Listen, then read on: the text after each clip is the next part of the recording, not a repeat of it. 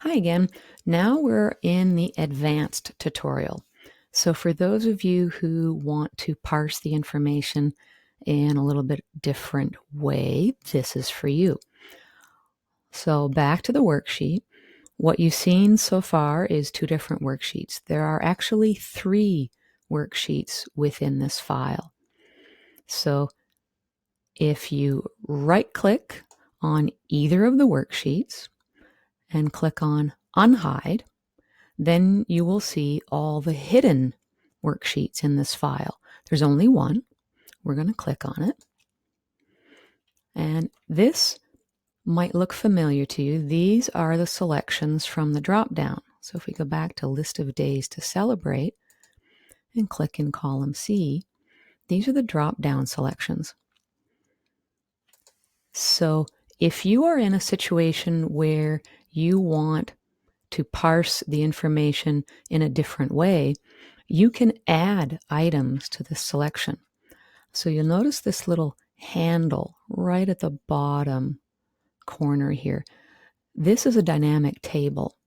So if you position your cursor just below that handle and you type another selection, so let's say you want to enter fancy holidays.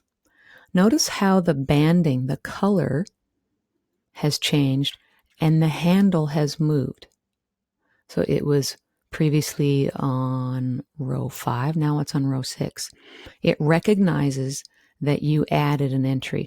Let's add one more entry. What should we add here? Crazy Wild Fun. Again, you'll see the handle has moved. Now, what does that mean? It means if we go back to the list of days to celebrate and we click on that drop down, the entries you added have dynamically appeared.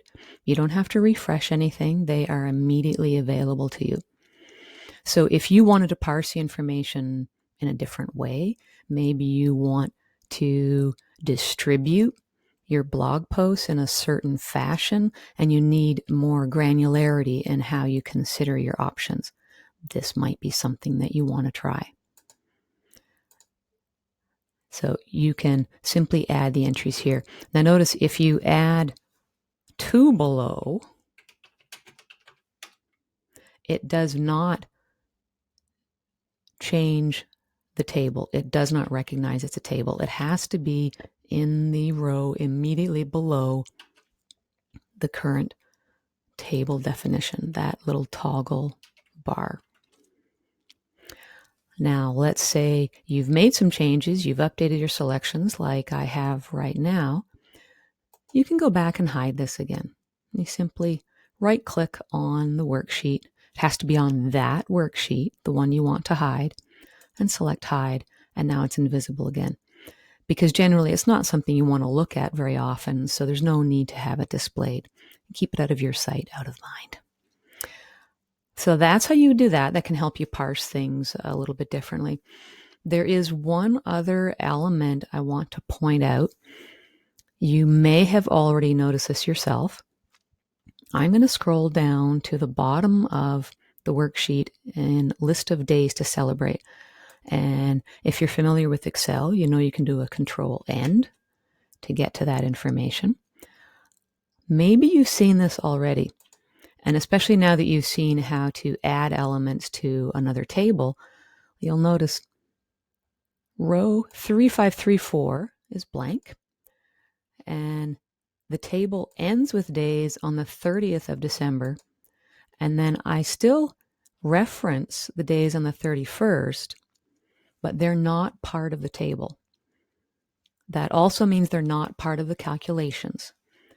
And you might be wondering why on earth I would eliminate one tiny little day from the list. Well, this is a very bizarre little quirk of Excel. If I were to include the last day of the year into that table, then on the Review Your Selections worksheet, the timeline display, for a reason I'm still unable to determine, would add an entire extra year to the display. So just adding that one day, the last day of 2020, would then make this timeline display 2 years long. And that really gets in the way of you being able to see the information. So I didn't want to have that displayed and interfere with your line of sight. So that's why this information is not included in the table. Now, if you hadn't noticed that before, probably it's not a big deal anyway.